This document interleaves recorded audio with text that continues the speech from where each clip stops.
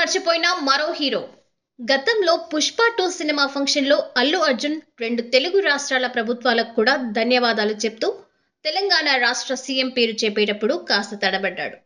మళ్ళీ వెంటనే సవరించుకొని ఆ గుర్తు తెచ్చుకునే గ్యాప్‌లో నీళ్లు తాగి వెంటనే పేరు చెప్పి కృతజ్ఞతలు చెప్పాడు. ఇది పెద్ద దుమారమే లేపింది.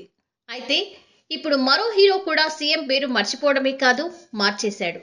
వివరాల్లోకి వెళ్తే హైదరాబాద్ హైటెక్స్‌లోని హెచ్ఐసిసిలో ప్రపంచ తెలుగు సమాఖ్య మహాసభలు ఘనంగా జరుగుతున్న విషయం తెలిసిందే.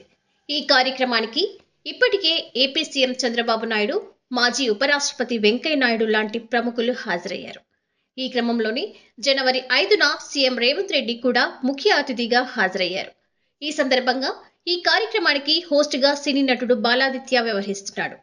కార్యక్రమం జరుగుతున్న సమయంలో సీఎం రేవంత్ రెడ్డి సమావేశానికి రానే వచ్చారు.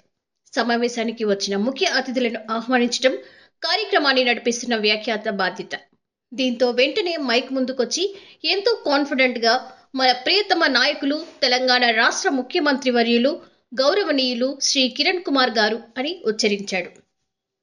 వెంటనే అరెరే తప్పు పేరు పలికేశానే అని గ్రహించి నాలుక కరుచుకుని తల పట్టుకున్నారు బాలాదిత్య. ఆ మాట విని సభ కింద ఉన్న వాళ్ళంతా ఒక్కసారిగా కేకలు వేయటంతో ఏం చేయాలో తెలియక పోడియం దగ్గర నుంచి పక్కకు వెళ్ళిపోయాడు.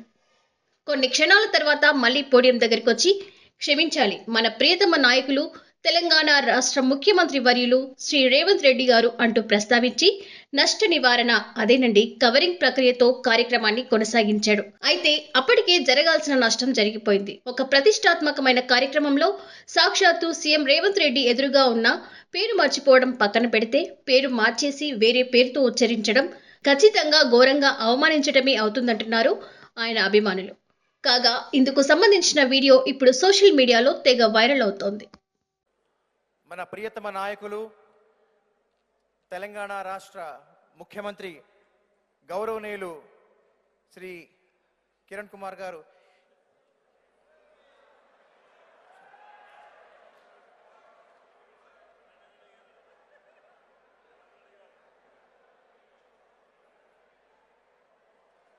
క్షమించాలి మన ప్రియతమ నాయకులు తెలంగాణ రాష్ట్ర ముఖ్యమంత్రి వర్యులు శ్రీ రేవంత్ రెడ్డి గారు